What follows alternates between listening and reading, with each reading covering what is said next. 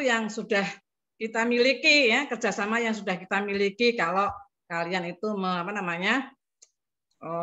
senang dengan kerjasama yang sudah kita bangun ya, lembaga-lembaga yang sudah kita bangun ada. Nah, silakan nanti kalian milih di antara itu atau ya, kalian akan mencari sendiri dengan berbagai kriteria tentu saja. Nah, yang penting dalam magang ini saya sampaikan pada mahasiswa bahwa sebetulnya program magang ini sangat menguntungkan ya. Di kantor di mana kalian magang, nanti kalian bisa ya, bersosialisasi ya, untuk ya, mendalami hal-hal yang terkait dengan relevan mata kuliah yang diambil. Nah, itu nanti ada pedoman-pedomannya, nanti juga akan disampaikan oleh tim ya, tim pilot project MBKM ya, Mas Wahyu, Mas Yul dan teman-teman yang lainnya ya, terkait dengan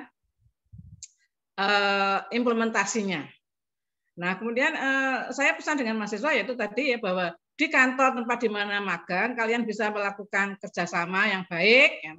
Kemudian siapa tahu nanti Anda juga direkrut di situ ya, sehingga benar-benar nanti kalian magang itu ya menunjukkan etos kerja yang bagus. Itu saja ya, etos kerja yang bagus ya supaya ya, sama-sama senang ya, kalian juga senang, di tempat magang juga senang.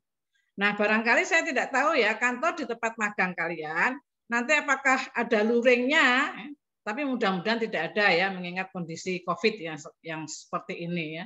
Tapi kalau terpaksa pakai luring ya hati-hati ya.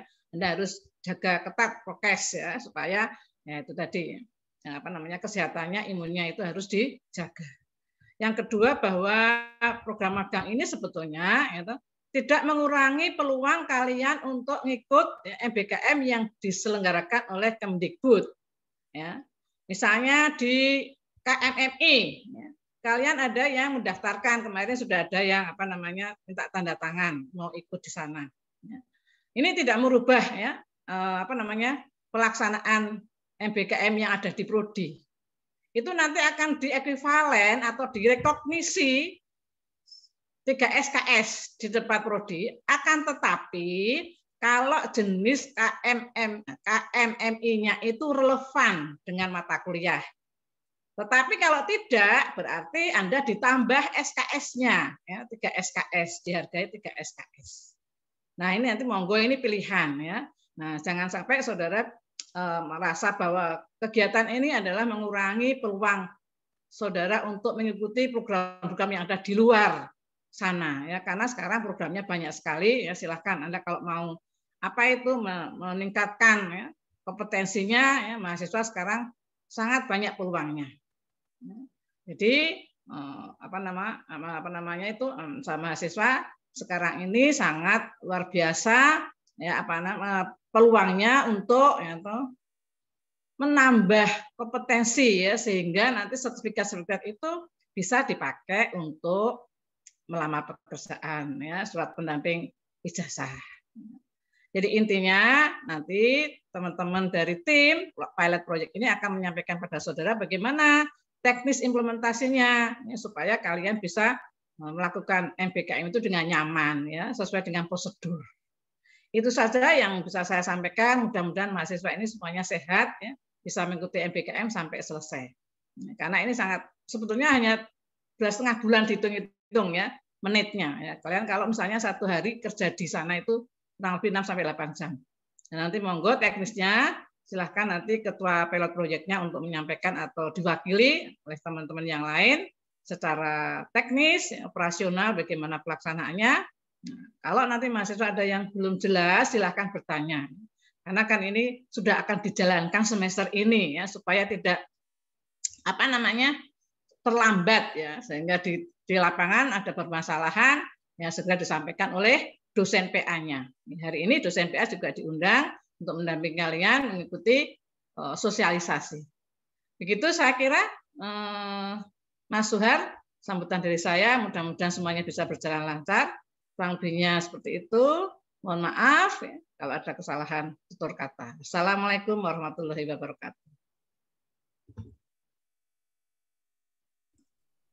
Monggo Mas Suhar, dilanjut. Baik, terima kasih Ibu Rosidah atas sambutannya yang diberikan. Nah, kita masuk ke acara inti yaitu sosialisasi. Nanti sosialisasi ini kita dipandu oleh Bapak Wahyu Rusdianto. Nah, nanti juga ada sesi tanya jawab setelah sosialisasi dan gimana sih cara menulis laporan dari magang ini. Dan nanti dilanjut juga adanya arahan dari Ibu Yudit sedikit berkaitan dengan bagaimana teman-teman nanti masuk ke perusahaan atau instansi, bagaimana prosesnya. Oke. Untuk yang pertama, langsung aja kita ke Bapak Wahyu Rusdianto. Saya persilahkan. Terima kasih. Cek. Apakah suara saya terdengar? Ya, terdengar. Oke. Ternuwun, selamat siang Bu Rosidah yang kami hormati, serta teman-teman dosen, Bapak Ibu dosen, dosen PA, dosen pengampu mata kuliah, dan dosen-dosen ADP, walaupun ada yang tidak terlibat tapi tetap ikut sosialisasi. Matur nuwun sudah hadir. Assalamualaikum warahmatullahi wabarakatuh. Waalaikumsalam. Salam sejahtera untuk kita semua. Om Swastiastu, Namo Buddhaya, salam kebajikan. Seperti yang sudah disampaikan oleh Pak Suha dan Bu Rosidah, bahwa siang ini kita akan melaksanakan sosialisasi magang yang ada di kurikulum Merdeka Belajar Kampus Merdeka Prodi S1 Pendidikan Administrasi Perkantoran.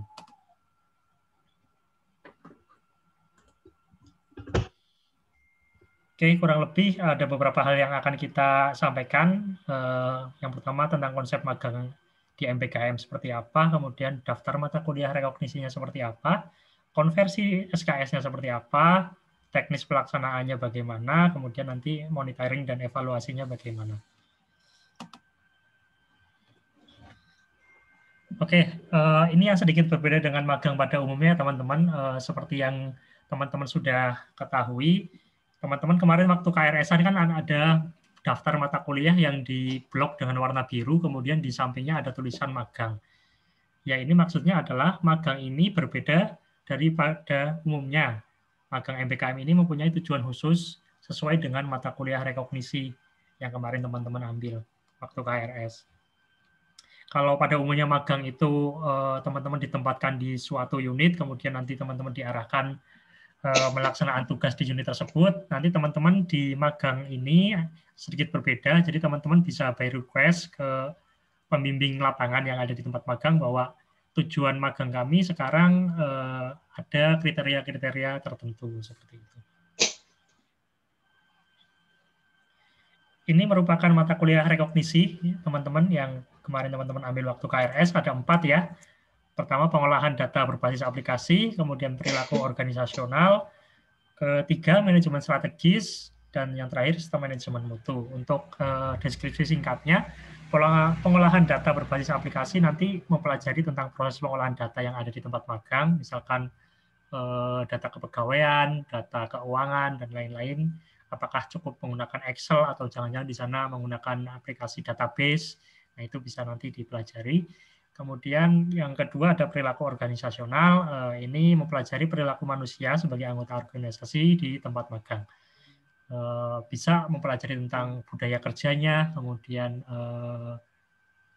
hubungan antar karyawannya seperti apa, hubungan atasan bawahan seperti apa, seperti itu.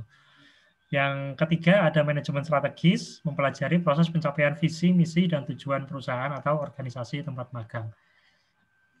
Yang terakhir ada sistem manajemen mutu. Ini mempelajari manajemen mutu produk atau pelayanan yang ada di tempat magang.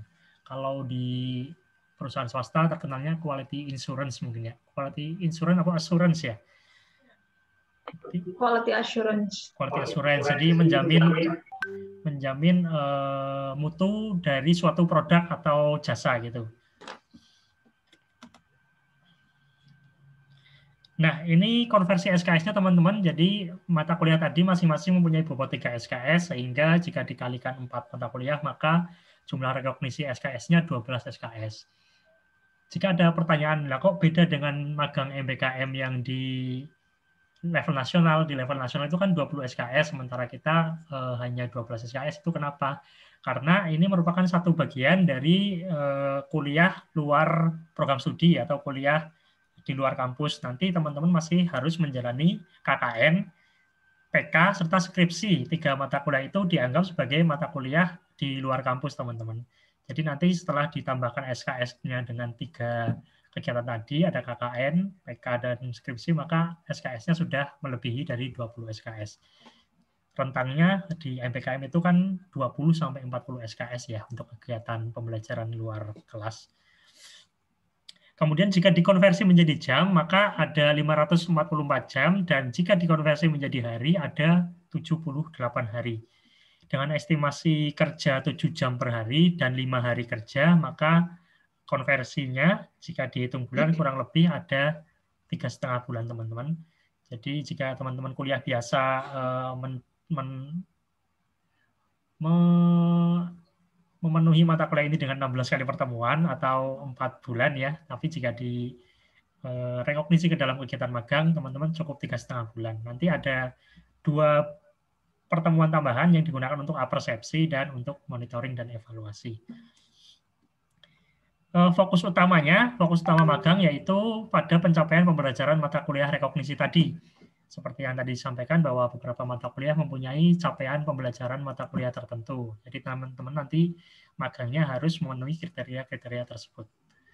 Pengalaman pekerjaan perkantoran dapat menjadi bahan kajian tambahan. Misalkan teman-teman diminta untuk membuat surat atau mengarsip surat ya yang pekerjaannya identik dengan administrasi perkantoran, nanti bisa menjadi bahan kajian tambahan, bukan bahan kajian utama.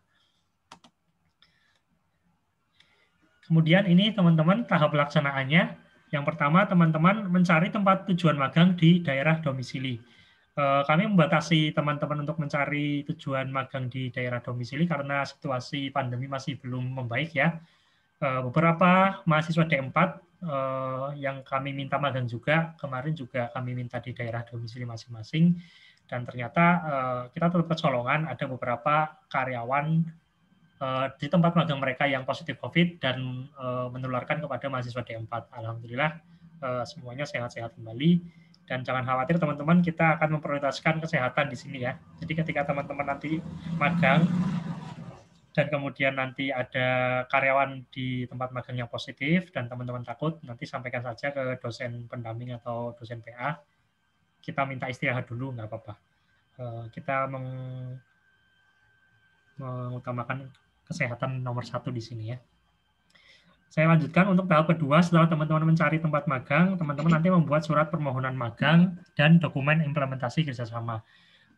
Ini saya sedikit kaget karena kemarin Bu Ros menyampaikan bahwa sudah ada beberapa mahasiswa yang mencari tempat magang dan meminta tanda tangan Bu Ros untuk surat permohonan magang. Sementara kami belum merasa mensosialisasikan template surat yang bisa digunakan untuk surat permohonan. Nanti jika teman-teman memang sudah ada yang mencari tempat magang dengan surat permohonan tersebut, mohon menuliskan di kolom chat. Teman-teman membuat surat itu sendiri atau ngambil dari template e-service ya. Bisa dituliskan di chat sekarang biar nanti kami mempunyai gambaran. Kemudian yang ketiga, teman-teman akan melaksanakan magang dimulai dari apersepsi. Jadi nanti teman-teman ada kuliah perdana dulu dengan dosen pembimbing masing-masing atau dosen pengampu mata kuliah masing-masing. Teman-teman nanti di situ akan mendapatkan capaian mata kuliah tertentu yang harus teman-teman penuhi dalam kegiatan magang ini. Kemudian nanti juga ada monitoring dan evaluasi di pertengahan, misalkan di minggu ke-8 atau minggu ke-9, teman-teman akan diundang kembali oleh dosen pengampu mata kuliah bagaimana progresnya di tempat magang. Tahap 4 adalah teman-teman menyusun laporan magang. Ya, ini lumrah dilakukan ya ketika teman-teman melaksanakan magang, pasti diminta menyusun laporan. Dan tahap 5 ini yang menurut saya seru, teman-teman. Jadi 12 SKS kegiatan magang akan kembali dikonversi menjadi SKS mata kuliah dengan cara mengkombinasikan nilai dari pembimbing lapangan dan ujian komprehensif. Jadi nanti teman-teman evaluasi magang ini tahap akhirnya merupakan ujian kompre. Jadi disiapkan ya teman-teman. Ujian komprennya apa ya? Ujian komprennya meliputi 4 mata kuliah itu tadi.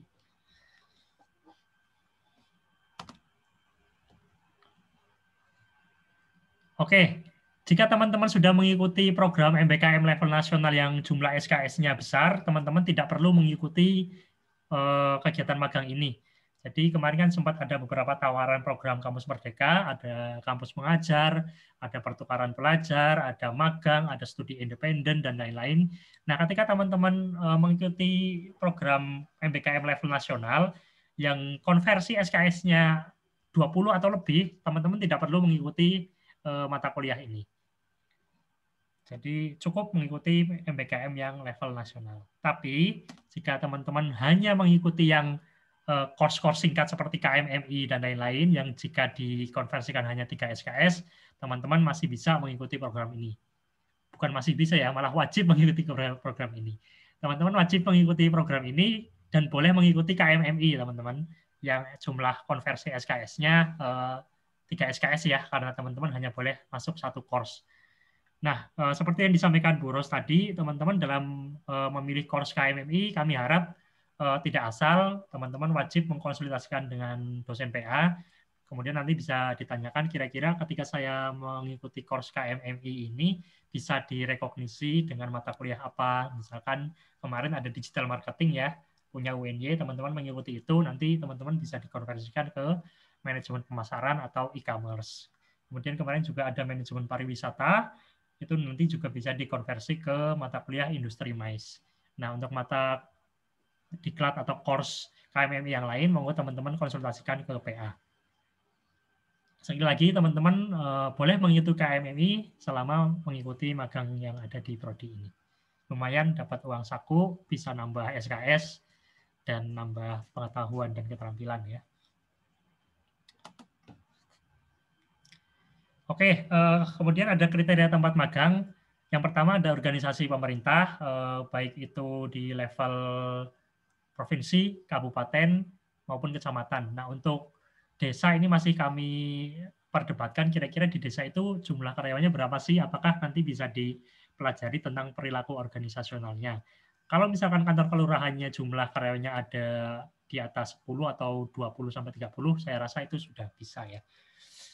Kemudian juga teman-teman bisa di perusahaan swasta, BUMN, startup, digital maupun non-digital, kemudian ada NGO, dan komunitas. Sekali lagi, kami harap teman-teman memilih kriteria tempat magangnya itu dengan bercermin kepada 4 mata kuliah rekognisi. Kira-kira kalau saya magang di sini, bisa mengcover 4 mata kuliah rekognisi tadi atau tidak ya. Nah, itu yang menjadi pertimbangan.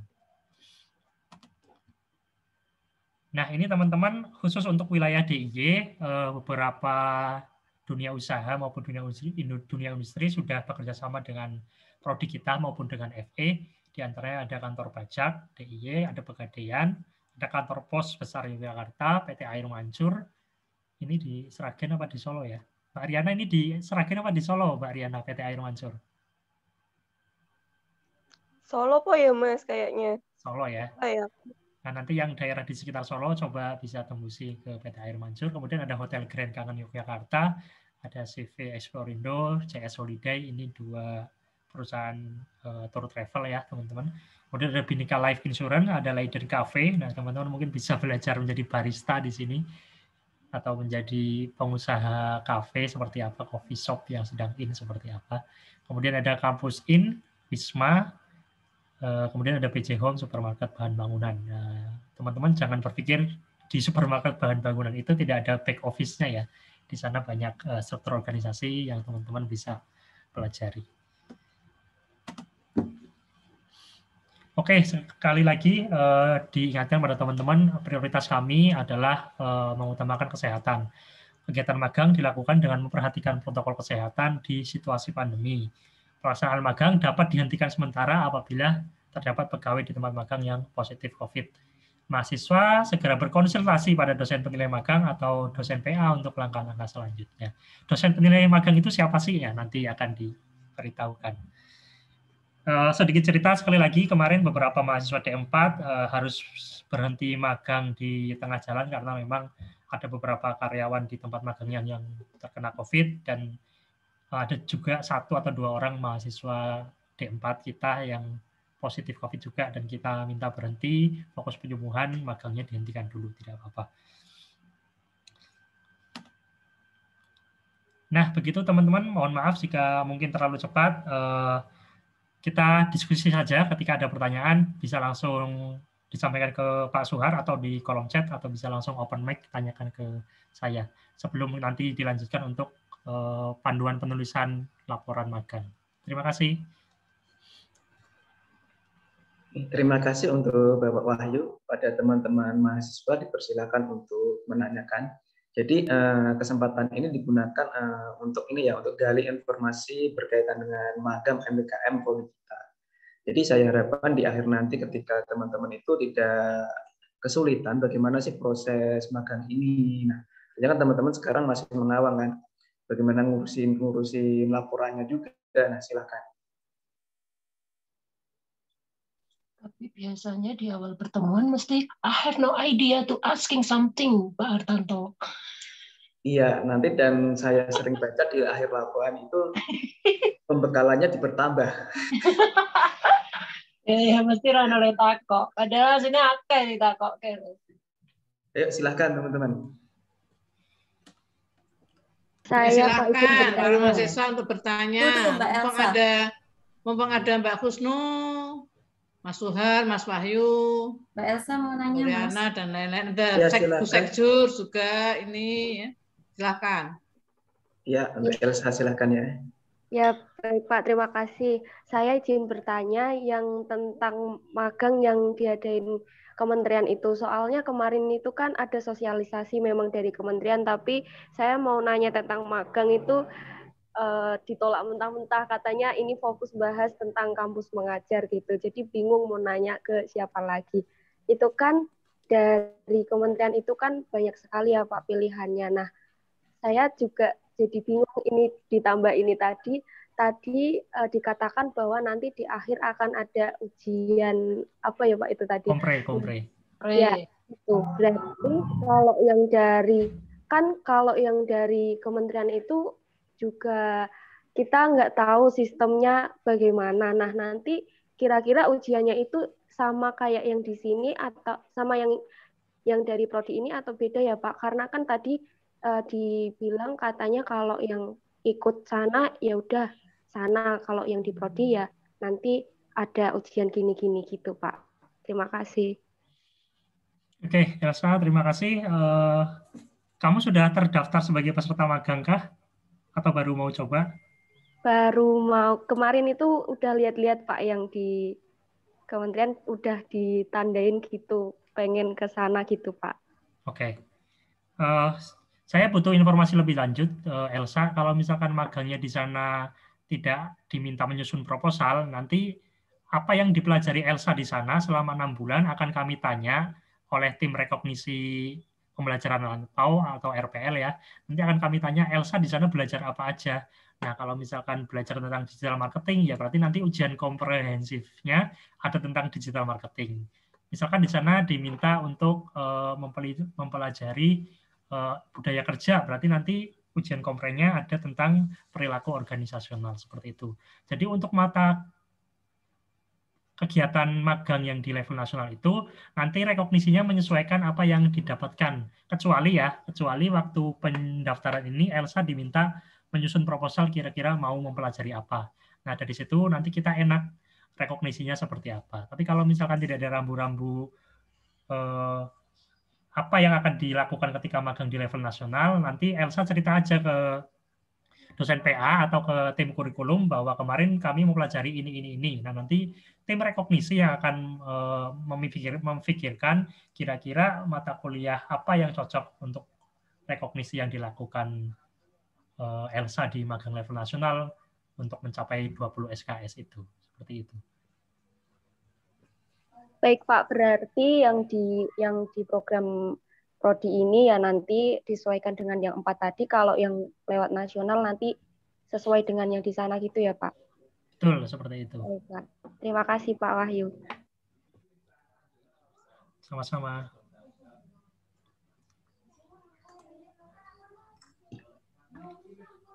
Pak Wahyu,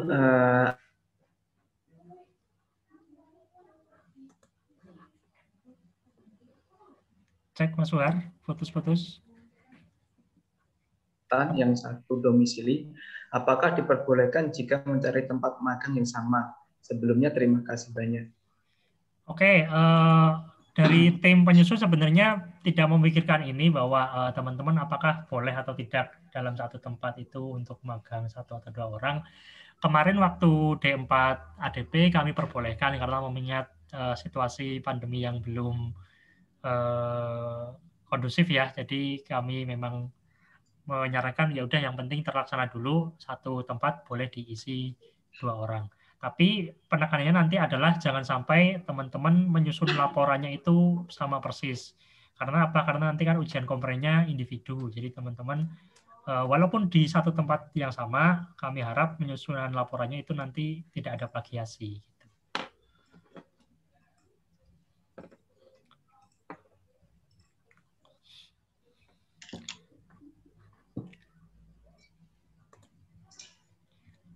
Atau mungkin dari tim kurikulum ada batasan misalkan dalam satu instansi harus berapa orang, maksimal 3 atau 4 atau cukup 2.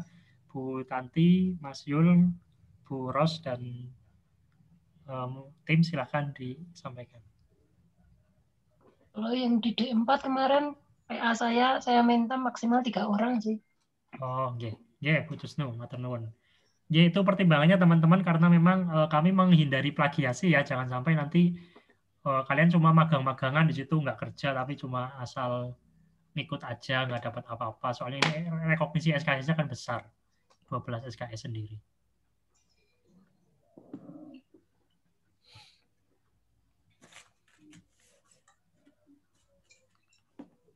Ada lagi, monggo.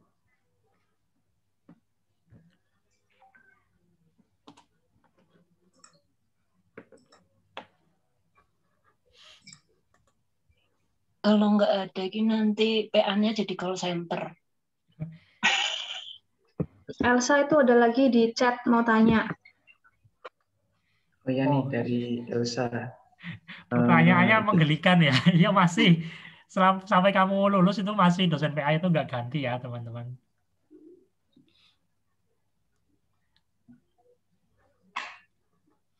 Oke, ya, ini ada lagi. Ya, dari Inas, ini ada pertanyaan dari Inas. Yang selamat siang, izin bertanya, apakah posisi yang ditempati magang harus sesuai dengan prodi ya Pak?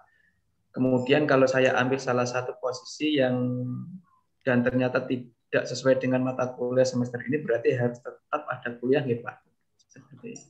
Oke, terima kasih Mbak Inas Hasmi. Jadi sekali lagi saya tekankan bahwa konsep magang ini berbeda dengan magang pada umumnya teman-teman. Jadi teman-teman jangan terpaku pada teman-teman nanti ditempatkan di unit mana. Tapi teman-teman berfokus pada 4 mata kuliah rekognisi tadi. Ketika nanti teman-teman misalkan di 1 bulan pertama ditempatkan di Humas, kemudian 1 bulan berikutnya ditempatkan di kearsipan, itu tidak apa-apa teman-teman. Yang penting nanti teman-teman bisa mengcover 4 mata kuliah tadi itu. Jadi tidak berpaku pada saya nanti ditempatkan di mana, kemudian kalau tidak sesuai seperti apa. Nah, tapi berfokuslah kepada 4 mata kuliah rekognisi itu tadi. Kemudian apakah ada mata kuliah lain, apakah nanti ada mata kuliah yang dilaksanakan di kelas ketika tidak sesuai? Ya tidak ada teman-teman. Jadi 4 mata kuliah tadi itu teman-teman akan laksanakan secara satu kegiatan berupa magang itu tadi. Jadi ketika teman-teman nanti sudah magang, ya teman-teman harus mengcover 4 mata kuliah itu. Mata kuliah yang dilaksanakan di kelas hanya korespondensi yang di Ampu Buros dan 1 mata kuliah antar prodi dari akuntansi itu untuk semester ini ya.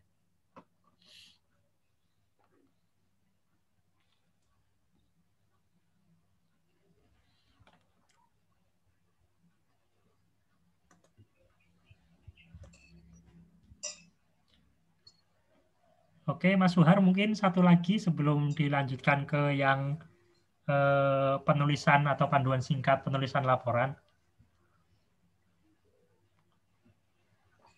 Oke, kita tunggu lagi ya Pak Wahyu dari teman-teman. Nah, ini dari Dwi Elisa. Selamat siang Bapak Ibu dosen, untuk magangnya apakah dimulai dari kapan sampai kapan nih? Oke, terima kasih Mbak Elisa. Jadi seperti yang tercantum dalam kalender akademik, kita masuk semester depan itu kan bulan September awal ya. Jadi magangnya pun dimulai September awal ini. Jadi teman-teman punya waktu 1 bulan untuk mencari tempat magang, silakan digunakan sebaik mungkin. Harapannya segera mendapatkan tempat magang yang dekat dengan domisili teman-teman, dan teman-teman bisa mendapatkan rekognisi 4 mata kuliah itu di tempat magang itu. September ya berarti ya. Saya rasa cukup ya tentang pemaparan.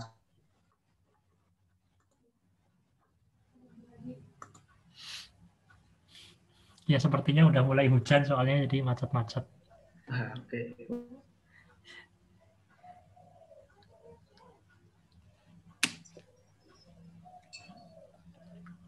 Oke Pak Wahyu, dipersilakan. Oke, untuk pertanyaan-pertanyaan selanjutnya nanti bisa ditanyakan kemudian, bisa ke dosen PA-nya maupun ke dosen pengampu mata kuliah 4 rekognisi tadi itu ya. Saya akan menyampaikan sedikit tentang panduan penyusunan laporannya.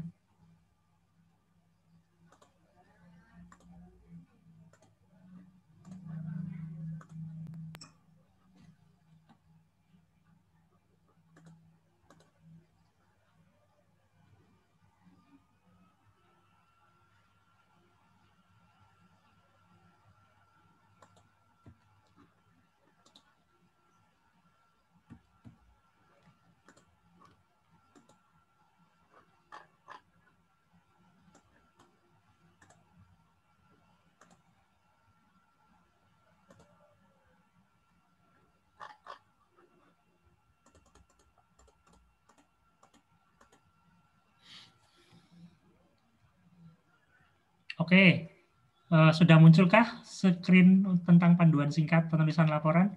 Sudah. Oke, terima kasih. Singkat saja teman-teman, saya akan menyampaikan tentang bagaimana menulis laporan magang MBKM.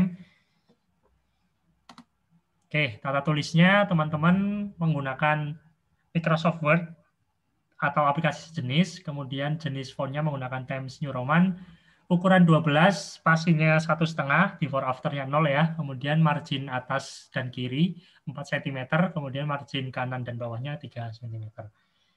Teman-teman tidak perlu menulis, nanti semua file materi hari ini teman-teman bisa pelajari kembali yang sudah kami sediakan di Google Drive nanti ya. Nah, ini sistematika penulisan laporannya teman-teman. Ada halaman sampul, kemudian halaman persetujuan, ada kata pengantar, daftar isi, nanti mungkin ada daftar tabel dan daftar gambar ya, jika memang dalam laporannya itu ada. Kemudian bab 1 ada pendahuluan, bab 2 ada profil tempat magang, bab 3 ada deskripsi kegiatan magang, bab 4 ada refleksi, bab 5 ada penutup, kemudian ada daftar pustaka dan lampiran. Bab 1, pendahuluan memuat tentang latar belakang masalah, tujuan, dan manfaat. Latar belakang masalah ini berisi mengenai tentang kebijakan kurikulum MBKM, kemudian tentang magang MBKM, ekuivalensi mata kuliahnya seperti apa, kemudian rasional atau alasan teman-teman kenapa memilih tempat magang itu. Kemudian yang kedua, tujuannya berisi mengenai penjelasan tujuan magang sesuaikan dengan mata kuliah ekuivalensi.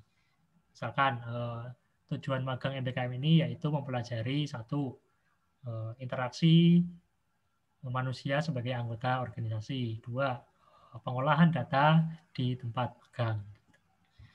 Manfaatnya memuat penjelasan tentang manfaat magang MBKM bagi mahasiswa, bagi prodi, dan bagi mitra tempat magang. Nah, bab 2 berisi tentang profil tempat magang. Bagian ini memuat mengenai profil tempat magang. Profil dapat berisi secara singkat, visi misi, jenis usaha, alamat, website, sosial media, struktur organisasi, dan lain-lain. Nah, yang bab 3 berisi tentang deskripsi kegiatan magang. Bagian ini memuat penjelasan tentang kegiatan yang dilakukan selama magang.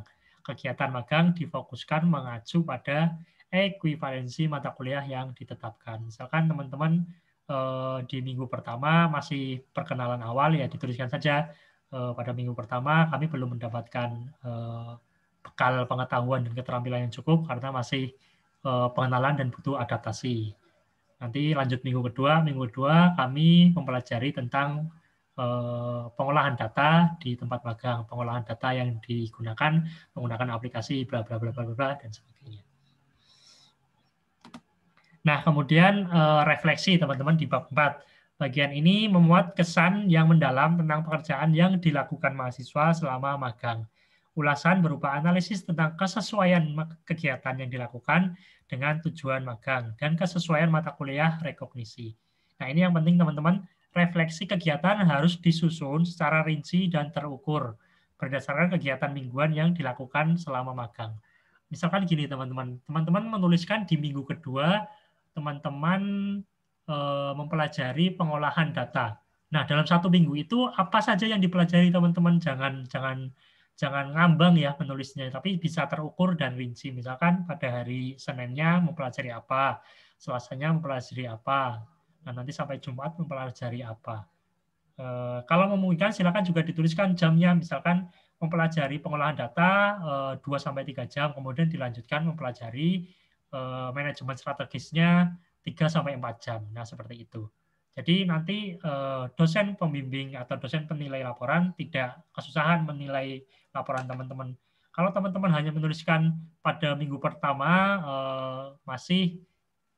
saya masih beradaptasi dan perkenalan dengan lingkungan kerja, it's okay, nggak apa-apa. Tapi kalau minggu kedua teman-teman hanya menuliskan pada minggu kedua saya merasa antusias dan senang sekali mempelajari pengolahan basis data. Nah, kalau cuma sampai seperti itu, nanti dosen pembimbing akan sangat kesulitan menilainya seperti apa. Dalam 1 minggu ini kamu ngapain aja gitu. Harus ada penjelasan yang rinci dan terukur. Kemudian bab terakhir, bab 5 ada penutup. Bagian ini terdiri dari 2 subbab, yaitu kesimpulan dan saran. Kesimpulan memuat rangkuman kegiatan magang dan refleksinya. Kemudian yang subbab kedua adalah saran, memuat saran yang disampaikan mahasiswa untuk program studi maupun untuk mitra tempat magang. Kemudian ada juga lampiran. Lampiran berisi dokumen kerjasama pelaksanaan kegiatan atau dokumen implementing arrangement atau dokumen IA. Ada catatan mingguan dan dokumentasi kegiatan. Dan lain-lain. Nanti juga ada form penilaian dari pembimbing lapangan ya. Nah, ini seperti tadi saya sampaikan sebelumnya, panduan, contoh template dokumen IA, dan template laporan magang dapat teman-teman unduh di tautan berikut bit.ly/magang-mbkm-PADP. Silakan ini dicatat linknya, nanti semua panduan, kemudian contoh template dokumen IA, template laporan magang sudah ada di link tersebut. Begitu, Mas Suhar, terima kasih. Ya, terima kasih Bapak Wahyu. Izin masuk, Mas Suhar. Ya, silakan Bu Tanti. Baik, terima kasih. Teman-teman mahasiswa, saya hanya ingin menambahkan sedikit terkait penulisan laporan bagian refleksi. Refleksi itu apa sih? Refleksi itu adalah kesan mendalam yang Anda rasakan pada saat Anda melaksanakan aktivitas kegiatan. Tadi sudah disampaikan oleh Pak Wahyu bahwa dalam 1 minggu itu ngapain aja. Nah, ngapain aja itu adalah kegiatannya. Nah, refleksinya itu apa sih yang Anda rasakan? Apa sih kesan kalian terhadap kegiatan atau pelaksanaan aktivitas itu? Misalnya Anda diminta untuk input data, suatu data. Apa yang Anda rasakan? Apakah jadi tidak sekedar, oh saya merasa senang. Kalau Anda merasa senang, ukurannya seperti apa kan susah. Jadi susah, senang, atau kesulitan, atau mudah, itu tuh Anda ceritakan di catatan mingguan kalau mau rigid sih bikin catatan harian sehingga nanti bisa dikumpulkan jadi satu ke dalam catatan mingguan. Kenapa harus rigid? Itu akan sangat memudahkan kalian saat membuat laporan. Jadi saat menulis laporan dilihat dari catatan mingguannya. Saya cuma merasa senang. Senang yang seperti apa? Ukuran senang itu apa? Jadi misalnya tadi seperti Bu Tanti contohkan merasa kesulitan. Kenapa kok sulit? Karena ini. Jadi itu tuh bisa diukur karena saya hanya menggunakan 10 jari atau 11 jari atau 12 jari kayak usus. Sehingga dari situ bayangkan kalau orang ngetik 10 jari itu lancar, kalau saya pakai 12 jari, lancar apa saya? Jadi orang kemudian bisa mengukur, pembaca atau Bapak Ibu dosen pembimbing kemudian bisa mengukur apa sih perasaan kalian yang kalian rasakan atau kesan kalian saat mengerjakan tugas itu. Jadi sekali lagi refleksi tidak sekedar senang, mudah, sulit saja, tetapi antusias, tapi ceritakan seperti apa itu sehingga tadi di bold oleh tim rinci dan terukur. Itu jelas akan memudahkan kalian untuk menuangkan kembali ke dalam laporan sekaligus memudahkan Bapak Ibu dosen saat meneliti, saat mengoreksi aktivitas Anda di lapangan karena kami Bapak Ibu dosen jelas tidak bisa melihat Anda secara langsung prosesnya di lapangan. Itu saja dari saya. Terima kasih Mas Luan. Antusias. Terima kasih Bu Tanti. Ada satu pertanyaan nih Bapak Ibu dari Cantik Anjani. Izin bertanya Pak, Bu, saya telah bekerja di salah satu rumah sakit di Jogja selama 3 bulan ini di bagian call center atau admisi yang menangani data pasien. Apakah saya bisa melanjutkan magang ini di tempat tersebut atau saya harus resign untuk fokus magang? Terima kasih. Saya coba tanggapi, nanti mohon bantuan Bapak Ibu yang lain untuk melengkapi. Justru ini kesempatan yang baik ketika Cantik Anjani sudah punya tempat magang ya, ini dilanjutkan aja di rumah sakit tersebut, tidak perlu keluar. Nanti di situ malah sudah ada beberapa indikator menurut saya yang bisa langsung dipelajari. Misalkan di rumah sakit tersebut standar pelayanan farmasinya satu pasien itu harusnya berapa menit sih? Kemudian standar dari front office-nya ketika pasien masuk di IGD itu berapa menit sih harus sampai ke ruang perawatan. Nah, itu malah justru sudah kesempatan yang bagus yang bisa digali. Jadi menurut saya tidak perlu untuk keluar, silakan diteruskan magangnya di situ, disesuaikan saja mata kuliah rekognisinya, apa saja yang bisa dipelajari di tempat tersebut. Monggo Bu Tanti, Bu Ros, atau Pak Yul. Izin masuk, Mas. Oke. Ya. Jadi yang sudah bekerja, saya kira memang tidak usah. Kalau misalnya terkait dengan mata kuliah, bisa juga ya kalian bisa menambah job atau mengganti job yang relevan dengan mata kuliah. Kalau misalnya tadi pekerjaannya apa? Ruang lingkup pekerjaannya. Di situ. Ada nggak kaitannya dengan ruang lingkup mata kuliah? Mata kuliahnya apa, Mas Wahyu? Perilaku organisasi, manajemen strategis, pengolahan data, manajemen mutu. Nah, ini saya kira coba nanti Anda kaitkan ya. Anda kaitkan dengan di antara mata kuliah itu. Kalau tadi itu tugasnya hampir sama dengan pengolahan data ya. Itu kan yang bertanya tadi Mbak Sapa tadi ya. Ini bisa itu ya, bisa. Nah, oleh karena itu untuk persiapan magang, kalian juga harus melihat silabi mata kuliahnya ya. Mata kuliahnya, misalnya mata kuliah perilaku manajemen strategis. Di situ mempelajari apa saja di dalam mata kuliah itu, RPS-nya. Nanti kan pertemuan pertama kan dosen akan masuk secara teori ya, memberikan materi pada saudara. Nah, kan pasti dosen itu akan memberikan RPS-nya. Di situ nanti kan ada rincian mata kuliah yang berupa aktivitas-aktivitas atau materinya. Nah, nanti kalian bisa mematchkan. Oh, di perilaku organisasi nanti ada human relation. Ya. Pastilah kalau di human relation masih di situ ada namanya kantor ya. Nah, kaitannya dengan human relation, nanti apa yang bisa Anda laporkan interaksi yang terjadi di kantor. Nanti misalnya tadi kembali lagi ke data. Anda juga bisa melaporkan yang terkait dengan data tadi, mata kuliah pengolahan data. Jadi saya kira sangat fleksibel ya, sangat fleksibel. Ya, syukur-syukur kalian bisa menyampaikan konsep magang ini, bahwa konsep magang ini, nah misalnya dengan pembimbing di lapangan nanti konsep magang ini, misalnya kami akan belajar terkait dengan 4 mata kuliah yang akan direkognisi di magang. Nah nanti pendamping lapangan barangkali bisa memberikan arahan, ya sudah kamu kerja di sini saja. Jadi ada interaksi atau lobby atau ya dialog ya antara kalian misalnya berbincang-bincang dengan di tempat magang ya, seperti itu ya. Jadi saya kira sangat fleksibel sekali untuk kalian mematchkan ya.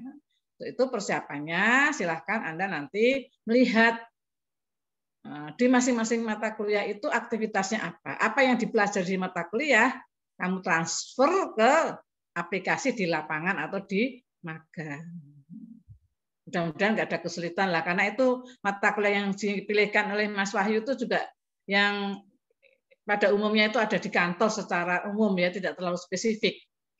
Jadi sangat mudah. Kalian jangan bingung lah nanti kalau di sana saya dikerjain ini seperti apa, nggak usah, nanti kan kalian ada pendampingnya, ada dosennya supaya memberikan mediator untuk ya kalian berinteraksi dengan pembimbing lapangan, itu adalah dosen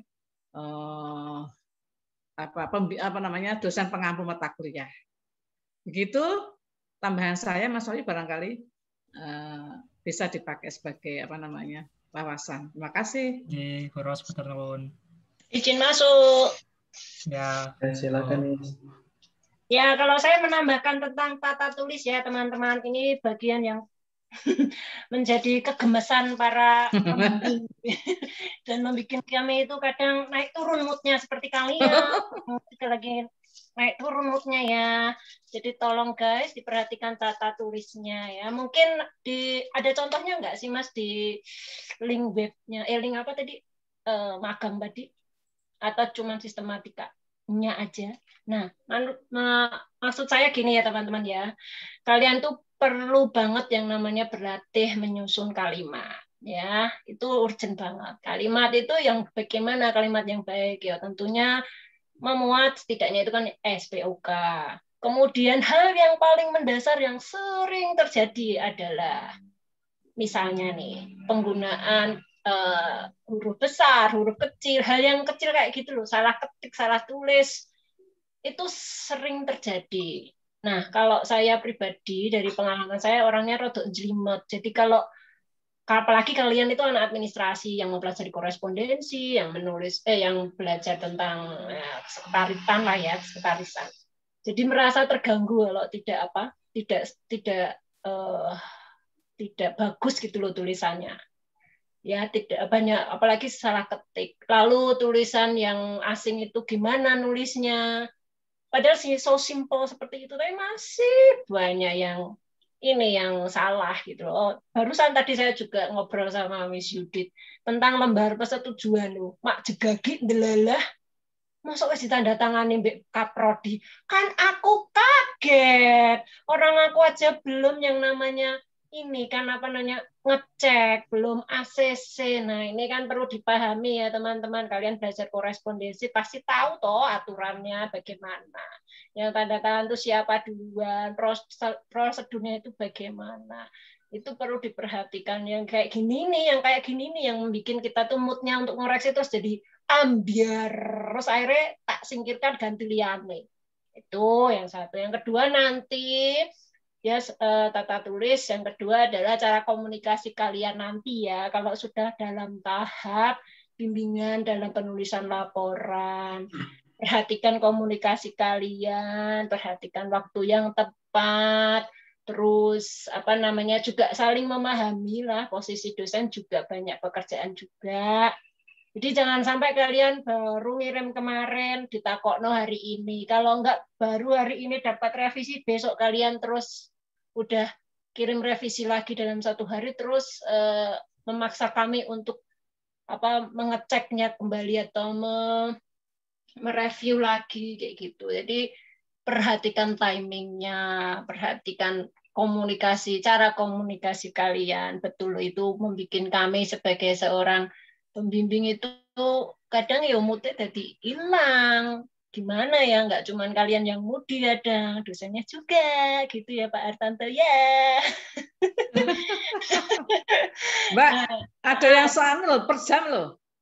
Itu nah, tadi pagi, kemarin pagi itu ngirim ke, siang dikirim ke tak koreksikan dikirim lagi. Terus aku ya bilang belum tak baca. Iya, soalnya kan juga jangan sampai kalian terburu-buru, tapi sebenarnya apa yang kami minta untuk direvisi itu malah nggak nyantol kayak gitu loh. Maksudnya bukan itu yang kami maksud, tapi kalian mergo kesusu jadinya kayak gitu. Itu aja sih, mungkin sama keluhannya ya Bu ya, Bu Tanti, Mbak Yudit, Mas Wahyu. Yang ini udah mulai pengalaman jadi pembimbing ini, sambatannya sama teman-teman ya. Jadi please banget perhatikan kalimat, hal-hal kecil tentang penulisan itu kalian perhatikan. Titik, koma, tanda baca, huruf besar, huruf kecil, terus kata asing, terus penggunaan kata yang enggak akademis, men-scan. Memang ada ya kata-kata men-scan kayak gitu ya, di-scan kayak gitu kan aneh guys. Karena kalau kalian baca kalimat, bikin kalimat tuh diresapi gitu. Jadi cocok apa ora gitu.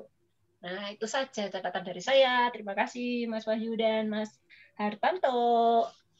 Bu Jusno Matenun.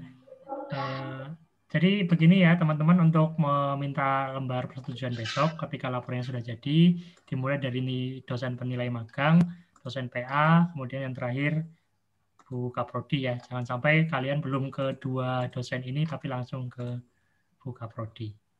Jadi urut. Mas, nambah Mas. Iya, Bu Ros. Mohon maaf ya, saya nambah ya mumpung kelingan ya. Mahasiswa ini tadi apa yang disampaikan Mbak Husnu itu sangat krusial ya, tolong diperhatikan. Kemudian sebetulnya magang ini juga akan menambah nilai tambah kalian. Ketika di magang, kalian kan mempelajari 4 hal di lapangan, 4 hal mata kuliah yang diaplikasikan di lapangan. Nah, itu bisa loh kalian dipakai sebagai sumber inspirasi untuk menulis tugas akhir. Jadi laporan itu sekaligus untuk membekali saudara mempunyai inspirasi ketika membuat tugas akhir. Oleh karena itu, supaya kalimatnya bagus, ya, pekerjaannya itu dicicil. Jangan selesai baru membuat laporan. Tapi laporannya seiring waktu Anda magang, kamu buat ya supaya kemarin nulis, hari ini dibaca lagi atau besok dibaca lagi. Jangan barusan menulis dikirimkan pada dosen karena kalian itu membuatnya di akhir selesai magang. Nah, ini perhatian ya para mahasiswa, menurut saya akan lebih enjoy kalau kalian itu melakukan atau membuat laporan itu seiring Anda magang. Jadi masih ingat, apalagi nanti mengisi buku harian yang seminggu sekali dilaporkan, ini saya kira akan lebih mudah lah. Kalau Anda serius, insya Allah di situ Anda punya inspirasi. Nah, tapi kalau tidak serius ya susah. Nah, makanya ini magang ya santai tapi serius, ya santai tapi serius. Tidak berarti Anda itu lepas dari teori-teori yang ada, tapi justru Anda itu kalau menurut saya ya, Anda kalau mau pinter ya, justru Anda baca teori sendiri, kemudian Anda aplikasikan di lapangan seperti apa gitu ya. Jadi nanti ada simbiosis lah antara teori dan praktek. Anda punya gagasan, pengalaman magang ini juga sebagai sebuah pembelajaran loh para mahasiswa ya, ketika nanti kalian bekerja. Saya punya prediksi bahwa yang magang itu pasti lebih punya kematangan pribadi daripada yang tidak magang. Karena di magang itu nanti banyak permasalahan barangkali ya yang sesungguhnya itu adalah sebuah pembelajaran kalian untuk menjadi seorang yang lebih matang. Ini saya kira akan lebih bagus seperti itu ya. Jadi benar-benar itu diperhatikan. Gitu Mas Wahyu, terima kasih. Terima kasih Bu Ros atas tambahannya.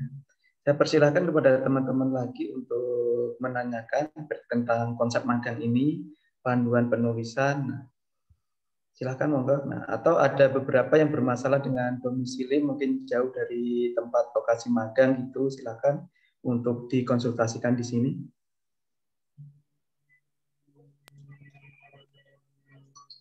Di Bhinneka Life itu bagus loh, soalnya dia ada beberapa cabang teman-teman. Ada yang di Jogja, ada yang di Klaten, ada yang di Kulon Progo. Mungkin bisa dicoba yang berdomisili di daerah situ.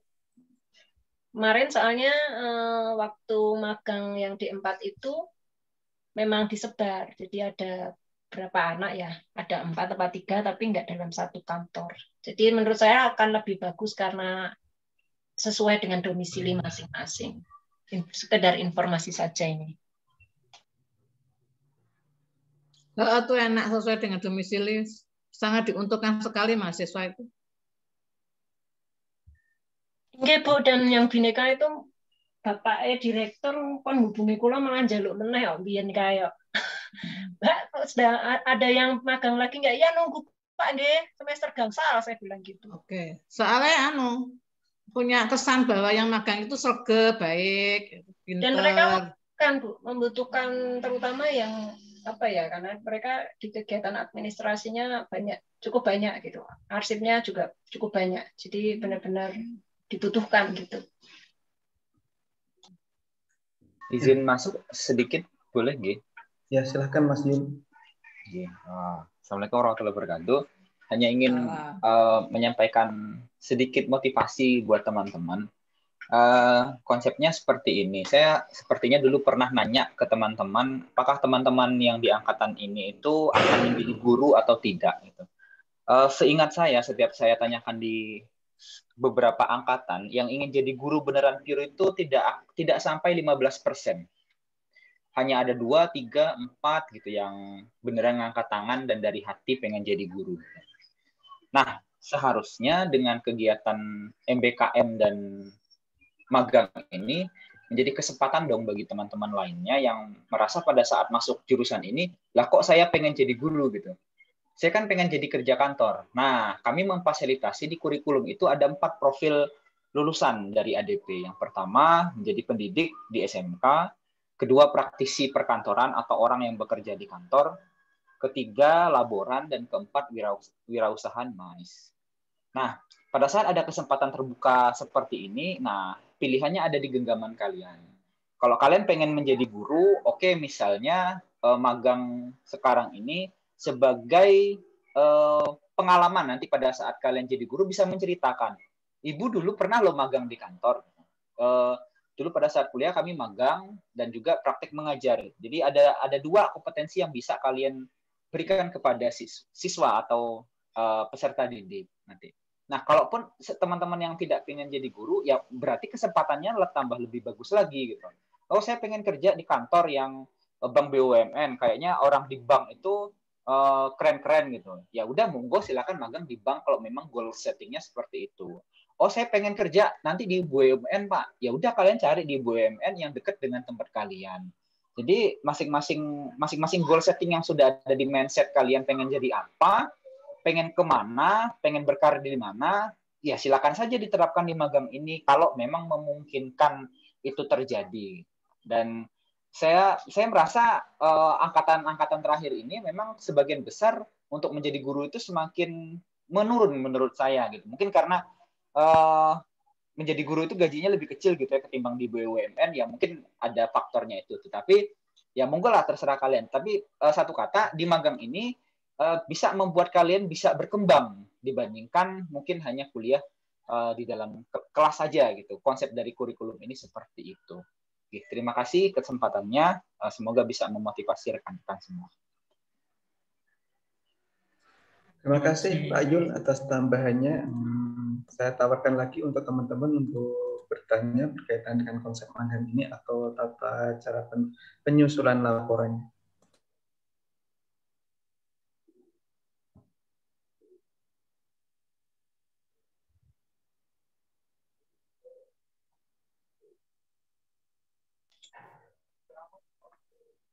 Dor.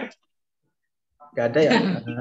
Jadi kacau. Oke, kita lanjut ke ini ya, ke bagaimana penyusunan IA. Artinya kan nanti teman-teman setelah mencari lokasi tempat magang, baik itu instansi pemerintah maupun swasta, teman-teman nanti mengajukan surat permohonan magang. Nah, ditambah dengan kerjasama nanti bagaimana teman-teman menyusunnya akan dipandu oleh Ibu Yudit.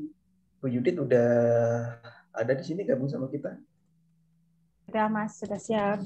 Oke, silakan Ibu Yudit. Oke, terima kasih kesempatannya untuk Mas Suhartanto atau Pak Suhartanto. Sebelumnya, Assalamualaikum warahmatullahi wabarakatuh. Waalaikumsalam. Ya, di sini saya cuma mau menyampaikan singkat aja tentang IA gitu, yang sekarang itu kebetulan UNY lagi sering banget ya diminta untuk mana IA-nya, karena selain dituntut untuk implementasi kurikulum MPKM, UNY juga sedang melakukan pemeringkatan, salah satunya dengan kolaborasi dengan mitra gitu ya. Mitranya entah dari institusi pendidikan ataupun yang non-pendidikan. Nah, salah satunya kesempatannya bisa didapat oleh UNY itu dari kolaborasi saat magang. Pak Wahyu, tolong coba itunya di-full-kan. Tadi seperti yang disampaikan oleh Pak Suhar, ada penyusunan IA. Gini teman-teman, sebenarnya teman-teman mungkin bingung IA itu seperti apa sih, terus isinya seperti apa. Tenang aja, kalian teman-teman tidak perlu untuk menyusun karena sudah ada contohnya seperti ini yang saya sudah buatkan. Kebetulan ini sudah template dari U2IK atau Departemen Kerjasama di UNY. Jadi seperti ini. Nah, nanti saat kalian mau magang, tadi kalau nggak salah di PowerPoint dari Pak Wahyu, ada beberapa tahapan ya. Tahap kedua itu adalah kalian menyerahkan surat izin magang dan juga IA. Nah, IA ini nanti kalian serahkan ke pihak mitra atau perusahaan tempat kalian magang. Fungsinya apa sih, Bu? Fungsinya yang pertama, tadi juga di slide, kalian sudah lihat, ada beberapa studi yang sudah bekerja sama dengan FE maupun jurusan kita gitu. Fungsinya apa? Nanti kalau kalian butuh sesuatu atau adik-adik kalian mau magang lagi, semakin banyak referensi tempat magang dan juga selain itu untuk pengembangan pembelajaran. Kalau nggak salah di angkatan ini, angkatannya Elsa dan Wino, kan sudah pernah ya ada dosen lain dari universitas lain yang mengajar di kelas. Nah, fungsinya IA ini seperti itu. Jadi perjanjian untuk melakukan pengembangan dalam hal pembelajaran bersama. Bisa berupa tempat magang, tempat nanti mungkin kalian melakukan research ya, penelitian, terus juga untuk misalnya saling tukar ajar. Ada juga, mungkin kalau yang dari D4 sudah familiar karena sudah banyak sekali dosen praktisi yang mulai mengajar masuk ke kelas, tapi kalau mungkin di S1 baru-baru ya tentang IA ini. Nah, fungsinya seperti itu ya teman-teman. Jadi untuk menambah referensi kolaborasi antara jurusan dan juga mitra gitu. Nah, untuk penyusunannya kalian tidak perlu menyusun, kalian hanya cukup melengkapi saja apa yang sudah ada, yang sudah tertulis di dokumen IA tersebut. Contoh misalnya ini, ada perjanjian kerjasama antara siapa dengan program studi pendidikan ADP gitu ya. Nah, nanti kalian isikan aja antaranya itu siapa. Yaitu adalah perusahaan atau instansi tempat kalian magang. Di situ diisikan dulu. Terus nanti di bawahnya itu kan ada juga siapa yang bertanda tangan. Nah, kalian cukup mengisikan siapa dari wakil tempat institusi Anda magang itu siapa.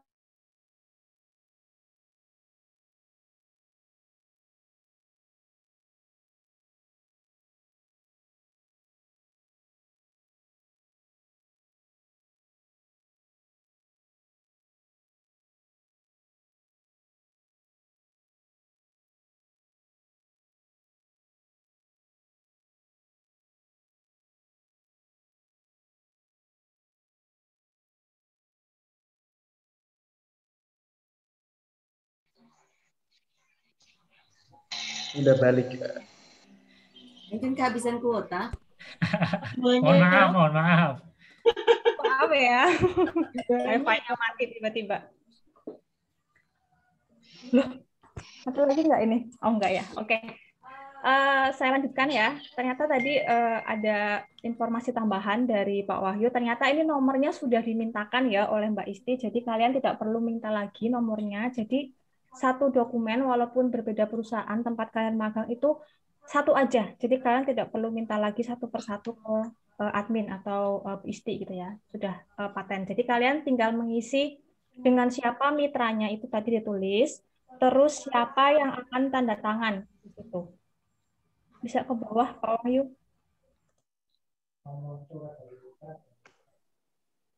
Oh ya, kalian juga sampaikan ke mitra untuk memintakan nomor dari mitranya gitu kan, nanti biasanya ada tuh surat nomor suratnya dari mitra, itu juga jangan lupa dimintakan. Gitu. Ini ya di poin nomor 2 ini diisikan oleh siapa yang menjadi wakil dari perusahaan atau instansi tempat kalian magang untuk menandatangani dokumennya. Nama, jabatan, alamat, kalau bisa alamat perusahaan, dan dituliskan atas namanya, atas nama siapa, itu adalah perusahaannya. Gitu. Nah, selanjutnya terus ke bawah. Nah, untuk lembar berikutnya dari halaman kedua sampai keempat itu isinya tentang pasal-pasal yang berisi tentang perjanjian magang ini gitu ya. Jadi nanti saat kalian datang ke tempat magang, kan kalian menyerahkan surat izin magangnya nih. Nah, kalian sekaligus menyerahkan dokumen ini, tapi catatannya tolong jangan langsung kalian datang, Pak, saya tanda tangan untuk dokumen. Itu nggak sopan ya. Jadi kalian nanti silahkan bertemu dengan orang yang mewakili itu, bilang, Pak, ini ada dokumen yang perlu didatangani untuk kerjasama antara UGD dengan mitra atau perusahaan.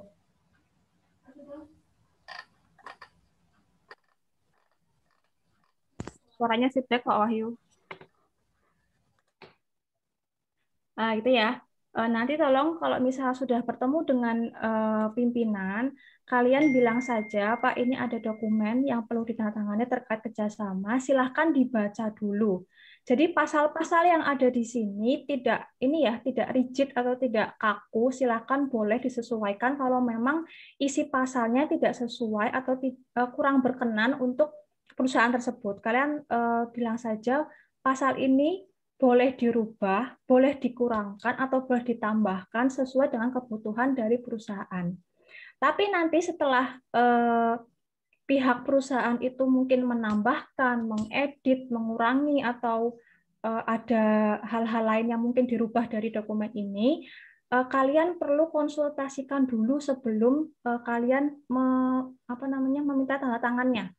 Oke nggak kalau misalnya pasalnya ditambahkan seperti ini dari perusahaan? Oke nggak kalau misalnya ada beberapa hal yang harus diedit dari isi-isi atau isi pasal-pasal dari dokumen ini? Bisa tanya ke saya atau mungkin lewat tadi dosen-dosen pengampu mata kuliahnya. Boleh saja. Gitu. Yang penting kalian harus konsultasikan dulu apakah pasal yang sudah ditambahkan atau dikurangkan atau diedit oleh perusahaan itu sesuai atau tidak dengan kita, dengan jurusan kita, gitu ya. Nah, nanti selain identitas di atas di halaman 1, ada juga di sini untuk pasal yang berkaitan dengan pemberitahuan, misalnya nanti ada surat menyurat atau mungkin ada hal lebih lanjut yang perlu dibicarakan antara dua instansi, silakan kalian tuliskan di sini nama mitranya, perusahaan atau instansi tempat kalian magang, dan pejabat siapa yang bertanggung jawab. Biasanya kalau IA yang sudah-sudah, pejabat yang ditulis ini adalah orang yang sekaligus tanda tangan dokumen ini. Gitu. Terus selanjutnya di bawah ini ya ada 7 pasal kalau di sini. Nah yang terpenting ini, nanti silahkan kalian minta tanda tangan ke ketua prodi dari PADP itu Prosidah. Terus nanti di pihak kedua kalian mintakan juga tanda tangan terhadap ke orang yang mewakili perusahaan tersebut. Jangan lupa kalian tuliskan ini di bawah tulisan pihak kedua itu dari mana perusahaannya, terus nama dan juga gelar atau jabatannya jangan lupa ditulis di sini, dan ini ya jabatannya ditulis juga di sini. Misalnya namanya Dr. Andes Hakim misalnya, terus siapa disitu, sebagai apa sih Dr. Andes Hakim itu di perusahaan itu. Itu ya untuk masalah dokumen kerjasama. Mungkin ada yang mau ditanyakan?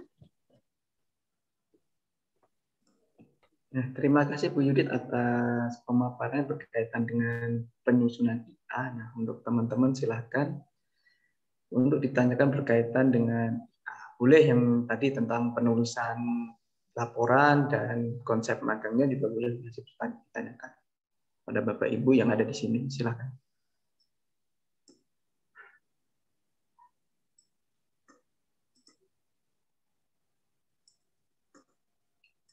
Atau ini diketik di kolom chat juga boleh kalau masih malu-malu. Malu-malu kuda. Malu-malu. Oh. Banyak muncul homestay, villa, boleh. Iya boleh. Karena aku lihat di Instagram tuh Mbak Elsa, banyak banget itu resort-resort baru ya. Kayaknya malah bagus ini kalau masuk ke sana, terus kamu juga ikut fighting sebagai para pandemi gitu ya. Dan dekat dengan rumah toh Mbak, kan aku pengen main ke rumah. Bisa itu. Ya. Tapi masih tutup Miss, soalnya PPKM-nya diperpanjang terus. Nah, kan September ya toh. Nah, observasi sih, golek-golek sih. Kan yang pemerintahan yo entuk Mbak, nek ning kono kan pemerintahan yo ono. Ujung-ujungnya mesti di situ, tapi ya aku menyarankan sih yang di tempat baru kayak gitu sih. Maksudnya swasta. Atau turun gunung Mbak Elsa, nah ini Bineka, insurance. Masih senengnya kayak Pak Taufik. Kalau Mbak Elsa kan rajin, jadi Pak Taufik mesti seneng sih langsung japri aku. Rajin ini, iya. Ada lagi nggak Bu, Kusnu yang mau magang? Nah, ngono.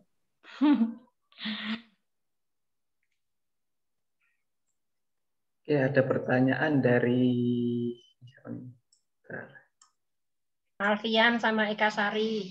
Dari Alfian. Saya Alfian. Nah, izin bertanya mengenai IA itu, kalau kita ikut magang di MBKM, itu IA juga diberikan nggak? Diberikan. Nah, untuk MBKM yang mana nih? MBKM yang pusat, yang Kemendikbud, atau untuk yang ini yang khusus PADP ini yang dimaksud Alfian?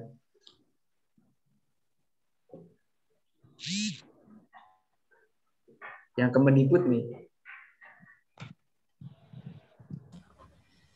Oke, Mas Alfian. Jadi kalau misalkan perusahaannya mau dan berkenan diberikan IA, coba diberikan saja karena kadang beberapa perusahaan itu harus lewat top manajemennya, misalkan di Unilever gitu ya. Salah satu alumni kita kan ada yang bekerja di Unilever sebagai asisten manajer.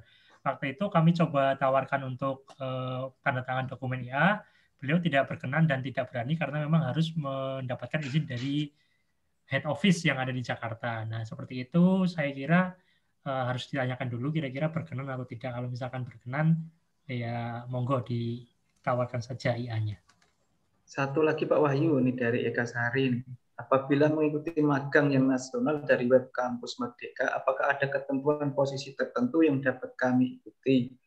Mengingat di web tersebut sudah ditentukan kriteria mahasiswa. Misal saya magang di posisi contributor perusahaan A dan kriteria mahasiswa dapat dari semua jurusan hingga saya mendaftar pada posisi tersebut.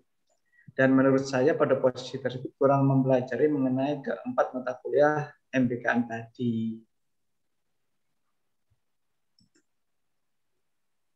Oke, Mbak Eka Sari, seperti yang disampaikan sebelumnya bahwa kalau misalkan nanti kamu ikut yang MBKM, magang MBKM level nasional, nanti rekognisinya beda, Mbak Eka Sari. Jadi kalau kamu ikut MBKM level nasional, nanti rekognisi mata kuliahnya tidak sama seperti teman-teman yang lain yang mengikuti magang di level prodi ya, tapi nanti ada rekognisi tersendiri untuk kamu yang ikut di level nasional. Nah, kami harap sih nanti teman-teman yang mau mengikuti level nasional mohon diperhatikan posisi magangnya ya, kayak misalkan tadi content writer. Kalau misalkan direkognisi ke mata kuliah yang ada di ADP, paling itu nanti masuknya ke penulisan karya, kemudian ada pengembangan diri, kemudian ada apalagi saya agak lupa. Tidak sama persis dengan yang direkognisi sama teman-teman. Itu nanti menjadi PR sendiri bagi kami sih, bagi tim rekognisi dan bagi tim kurikulum. Kalau misalkan teman-teman mengambil posisi yang agak susah direkognisi, nanti juga kami akan berpikir keras untuk kira-kira ini rekognisi yang cocok di mata kuliah apa, seperti itu. Pak Wahyu izin bertanya lagi terkait yang disampaikan Eka tadi, berarti kan itu kalau kita ikut yang programnya yang dari Kemendikbud nanti disesuaikan. Nah, berhubungan dengan KRS itu Pak, kan kita KRS-nya udah ngisi 4 itu, berarti kalau yang kasusnya Eka itu benar-benar terjadi gitu ya Pak, terus nanti gimana ya Pak itu nilainya? Berarti kalau nggak masuk 4 itu. Oke. Tambahin nanti. Oh iya, boleh. Siapa dulu? Oh, jenengan dulu aja enggak, Pak. Oh iya. Dulu nanti enggak tambahin. Oke, Mbak Elsa, ini sebenarnya teknis sekali ya, dan ini nanti akan melibatkan admin sebenarnya. Nanti bisa digunakan di tambah ngurang KRS. Jadi biasanya kan 1 bulan setelah pelaksanaan kuliah ada masa tambah kurang KRS ya, Mbak Elsa. Di situ kalau misalkan nanti ada yang lolos MBKM level nasional, maka mata kuliah rekognisi magang di level prodi 4 mata kuliah tadi itu dikurangi semua KRS-nya. Kemudian kami akan mencoba merekognisi kira-kira mata kuliah apa yang cocok untuk dijadikan mata kuliah pengganti di semester ini. Nanti itu tugasnya admin dan dosen. Jadi ada 1 akun yang memang hanya bisa digunakan oleh Kajur Prodi, yang itu bisa digunakan menginput nilai. Gitu. Nanti dosennya mungkin di KRS-nya jadinya tim skripsi atau apa ya, Mas Yul ya? Ya, kayaknya sih tim skripsi. Ya, seperti biasa. Mahasiswa D4 kemarin ya. Ya, sama. Oke. Monggo Mas Yul menambahkan. Tambahkan, G. Jadi gini, sebenarnya MBKM ini ada plus dan minus, G. Mbak-mbak, mas-mas, mahasiswa. Plusnya apa? Kita bisa mengembangkan diri seluas-luasnya. Mau sampai Amerika, Inggris dengan ngikut student exchange itu bisa. Gitu. Mau sampai Korea ketemu opa, bisa. Gitu.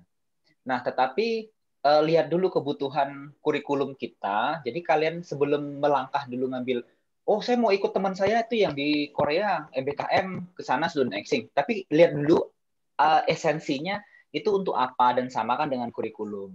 Jangan sampai kalian mengambil sebuah kegiatan di MBKM, tiba-tiba udah selesai, sertifikat yang kalian hasilkan itu tidak bisa terrekognisi ke kurikulum. Gitu. Misalnya contoh tadi ngambil content writer gitu ya, kan hanya sedikit sekali mata kuliah yang berhubungan dengan itu. Karena capaian pembelajaran kita, CPL kita dan lulusan kita itu tidak diarahkan ke sana seperti itu. Jadi mohon diperhatikan ada 3 sebetulnya yang perlu diperhatikan. 1, kesesuaian antara kegiatan kalian, studi independen namanya, dengan kurikulum kita. Itu yang pertama. Kedua, apabila kalian memang ngotot untuk mengikuti kegiatan tersebut karena ada sebuah motivasi, ya monggo, tetapi mungkin itu tidak bisa direkognisi ke dalam kurikulum. Nah, terus yang ketiga adalah ngikut apa yang sudah disarankan oleh jurusan. Jadi kalian harus milih itu. Berarti ada 3 pilihan. Kalian ngikut sebuah program yang itu ada di kurikulum kita, dan itu program pusat dan kalian senangi, atau kalian ngikut sesuatu hal yang kalian senangi, program pusat tetapi tidak diakui di prodi, atau kalian mengikut sesuatu hal yang memang sudah diwajibkan, bukan mewajibkan ya, sudah kami tentukan jalurnya dan diakui oleh program studi. Nah, 3 hal itu yang perlu dipertimbangkan. Jangan sampai nanti kalian ngikut sebuah program di MBKM, tiba-tiba ke-4 mata kuliah ini menjadi nganggur gitu, nggak bisa diambil, dan apa konsekuensinya? Ya kalian harus ngulang di semester gazal di tahun depan, atau mengambil kegiatan yang ada hubungannya lagi dengan ke mata kuliah ini. Jadi jangan sampai MBKM orang, MBKM kita semua. Tapi konsep MBKM itu perlu diperhatikan dulu, ini untuk apa tujuannya, sesuai nggak dengan kurikulum kita dan capaian pembelajaran lulusan kita. Nah, itu aja sih yang paling penting. Monggo, terima kasih. Semoga tidak menambah ruwet pemikiran kalian tentang MBKM. Oke, di kolom chat Mbak Eka menambahkan berarti harus konsultasi dulu nggih mengenai posisi yang akan kami ikuti. Ya, betul. Saya kira peran PA menjadi sangat strategis di sini. Jadi teman-teman sebelum mengambil kegiatan luar kampus, baik itu level nasional maupun level-level yang lain, harap konsultasi dulu dengan PA. Sebenarnya bisa tadi direkognisi, tapi mungkin agak sedikit menjadi lucu kalau teman-teman perhatikan. Tadi kan misalkan content writer ya, di sini sebenarnya kami menyediakan beberapa mata kuliah yang bersifatnya soft skill. Di sini ada kreativitas inovasi, kemudian kemampuan bekerja sama, dan pengembangan diri. Nah, ini kan kalau dijumlahkan belum 20 SKS, baru 9 SKS. Nah, nanti tim rekognisi akan berpikir berpikir panjang kira-kira kekurangan SKS-nya dimasukkan ke mata kuliah mana gitu. Apakah masuk ke penulisan artikel kah, ataukah masuk ke, karena itu content writer bisa masuk ke internet atau manajemen pemasaran dan sebagainya. Itu yang akan membuat PR bagi tim rekognisi.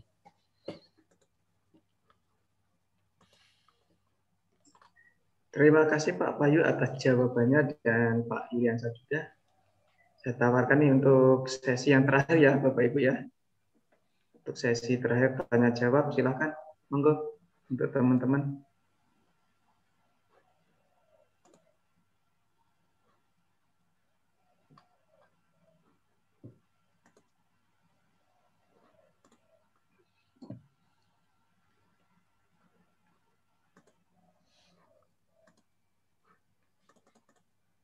Enggak ada nih ya. Atau mungkin ada tambahan dari Bapak Ibu dosen yang lain, silakan. Sebelum kita akhiri sosialisasi pada siang hari ini. Bu Tanti masih standby kah? Oh, oke. Monggo mungkin dari Bu Tanti sebagai ketua tim MBKM untuk memberikan closing statement. Lagi ketua aja, Bu. Kenapa? Sampai aku lali dengan ketua aja. Aku ketua bayangan aja. Baik, terima kasih Pak Wahyu. Teman-teman mahasiswa, tidak usah galau, tidak usah risau. Jangan berpikir bahwa ini akan sulit. Jangan berpikir bahwa kami mempersulit. Tetapi kalian harus mengambil satu benang merah bahwa sekarang saatnya kita diberi kesempatan untuk belajar tidak hanya dari kampus. Bosenlah makan bangku kampus melulu, biar nggak kayak tikus. Tidak selalu belajar itu di belakang. Duduk di kursi manis-manis, berderet-deret kayak anak SD. Sudah saatnya kalian keluar. Sekarang saatnya kalian diberi kesempatan untuk keluar, untuk kemana-mana. Meskipun pandemi, wah Bu Tanti ngajari, enggak, bukan itu. Tetapi memang kita kali ini diberi kesempatan melalui peraturan pemerintah, kebijakan, dan kita aplikasikan saat ini. Kalian diberi kesempatan untuk bisa menggali banyak sekali ilmu, informasi ataupun pengalaman seperti tadi yang disampaikan oleh Mas Yul. Ini saatnya dan kami sangat berharap kalian memanfaatkan betul-betul momen ini, situasi ini, kondisi ini, atau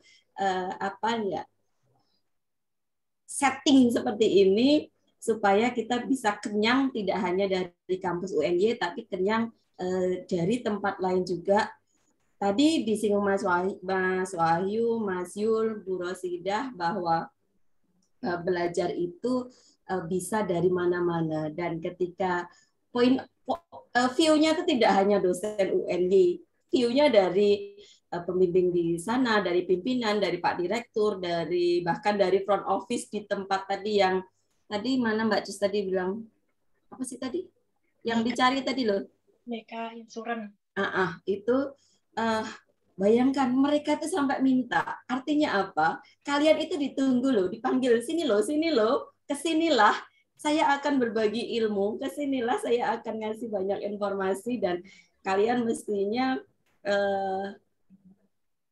open mind, buka pikiran, buka wawasannya, kemudian harus siap untuk catch the moment, menangkap saat itu, peluang itu, dan kesempatan itu. Jadi tetap semangat, apapun kondisinya, kita harus bisa memanfaatkan peluang ini dengan baik. Itu saja dari saya, terima kasih. Semangat! Terima kasih, semangat Bu Tanti. Ini buat teman-teman ya.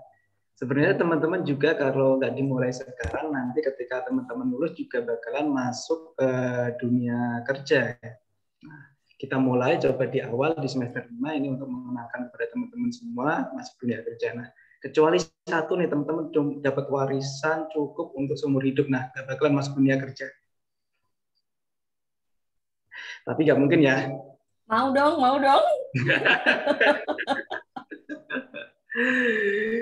Ya. Oke, terima kasih untuk Bapak Ibu semua yang hadir pada acara sosialisasi ini dan kepada teman-teman semua tetap semangat, jaga kesehatan. Saya akhiri sosialisasi ini dengan bacaan hamdalah. Alhamdulillahirrahmanirrahim. Wassalamualaikum warahmatullahi wabarakatuh. Alhamdulillahirrahmanirrahim. Terima kasih. Selamat ya para mahasiswa. Sukses selalu. Foto-foto nanti.